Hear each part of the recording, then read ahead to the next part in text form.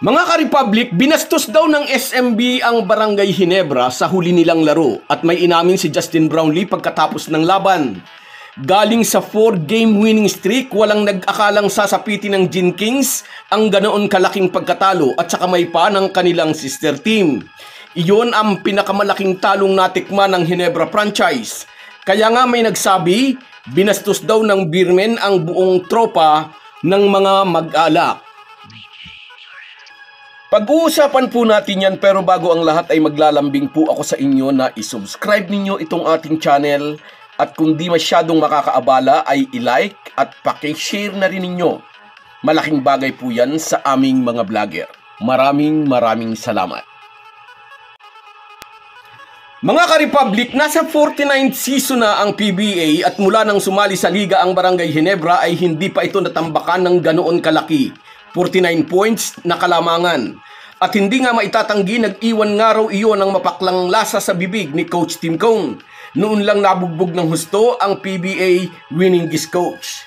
Isa sa pinakamalaking lamang ng isang team sa kanilang kalaban ay naitala ng Shell kontra Tanduay 154-100 noong 1986.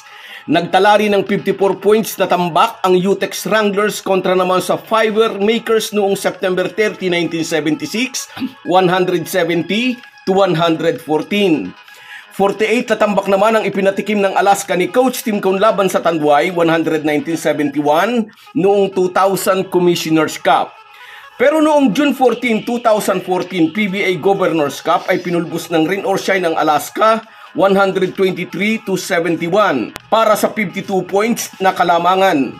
At noong namang June 26, 2015 pinulbos ng Hotshots ang Global Port 126-73 para sa 54 points na kalamangan. Ito ang pinakamalaking winning margin na naitala ni Coach Tim Cone bilang head coach.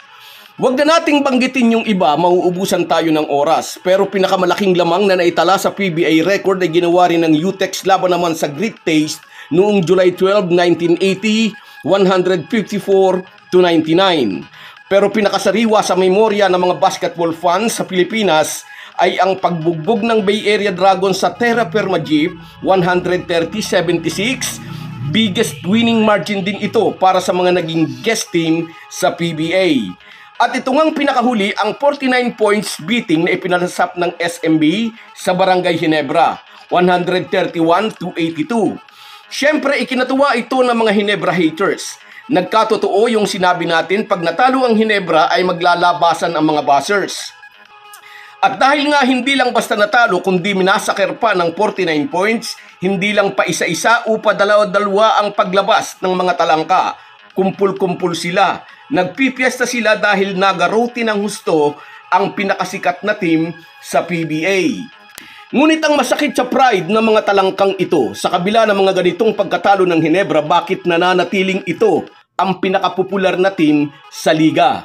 Bakit hindi magiba ng mga buzzers ang popularidad ng Gin Kings? Anyway, ano ang naramdaman ng mga Ginebra players nang matambakan sila ng SMB? Hindi nagpaligoy-ligoy si Japit Aguilar, hindi niya sinugarcoat ang kanyang sagot tungkol sa nakaka-demoralize na pagkatalo nila sa kanilang sister team. Galit na galit si Coach Tim Cone pag-amin ng Ginebra Bigman. Kahit daw silang mga players ay inis na inis din sa kanilang sarili. Pero mabuti na raw na nakaranas sila ng ganitong pagkatalo para mapaghandaan nila ang susunod nilang mga laban.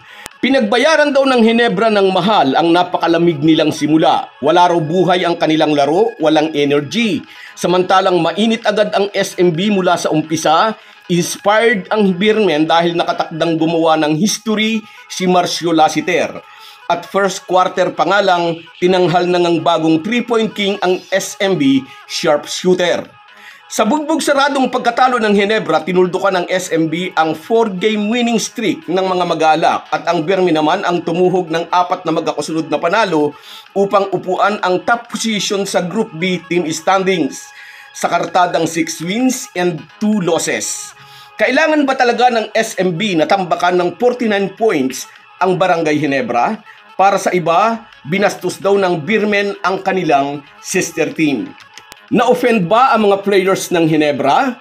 Na-offend ba si Coach Tim Cone? Nakakabawas ng moral ngunit wala pong nakaka-offend sa ginawa ng SMB sa Hinebra.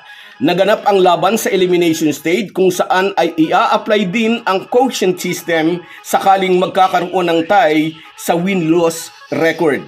Dahil nga tinalo ng Hinebra ang SMB sa first round ng elimination, kailangang lamangan ng Birdmen ng malaki ang jinking sa pangalawang laban nila upang makatiyak ng higher quotient at tuluyang angkinin ang number 1 position. Naiintindihan ito ni Coach Tim Cone at ng buong tropa ng Hinebra.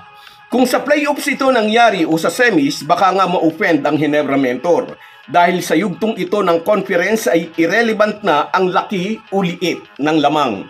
Panalo-talo na ang bibilangin halimbawang sa best of 5. Di nakakailanganin ang quotient system. Hindi rin nagbigay ng anumang excuse o alibi ang Hinebra import na si Justin Brownlee. Inamin ng 3-time best import na naglaro ng inspired basketball ang SMB, samantalang hindi raw talaga maganda ang performance ng kanyang team. Basta ang sabi ng Gilas naturalized player na wala raw ang laro ng Hinebra, hindi sila naglaro na tulad sa nagdaan nilang 4 na laban. Sa halip na maglitanya ng alibay, kinongratulate niya ang SMB sa magandang performance ng mga ito. Kaya wag rin tayong mag-alibay ng kung ano-ano na kesyo diskarte yun ni CTC, na ayaw ni CTC na mag number 1 tayo sa team standings. Tanggapin natin, talo is talo. Hindi naman natatapos ang kampanya ng Hinebra sa isang talo, kahit tambak pa yan ng 49 points. Kaya nga tinawag na SND ang Hinebra. Babawi at babawi ang mga yan. Maghintay lang tayo. So guys, yan lang muna. Hanggang sa muli. Kung wala po kayong mga viewers namin ay walang magtatagumpay na vlogger. Kaya salamat po sa inyong panunood. Shoutout sa iyo, Barako Mananabas. Yes, tama ka. Mas malakas ang tama ng serbesa ng isang gabi. Sa iyo rin, Scout Ranger, shoutout sa iyo. Salamat sa suporta, idol. Sa iyo rin, shoutout healthy and balance. Yes, babawi tayo next time. Sa iyo rin, shoutout Fernando Andaya. Yes, number 1 spot ang labanan. At sa iyo rin, Jumilin Montimayor. Bounce back hard next time. Sa iyo rin, Tito Navarro, off night talaga, wala tayong magagawa. At sa iyo, Rolando Kanye, salamat sa inyong lahat. Kahit gaano po tayo kabisi, ay huwag po nating kalimutan ang ating buhay espiritual. Lagi po tayong magpasalamat sa bawat araw na dagdag sa ating buhay. Malaki po ang maitutulong ng pananalangin araw-araw. Isang paalala po mula sa inyong Halo Halo Sports Republic.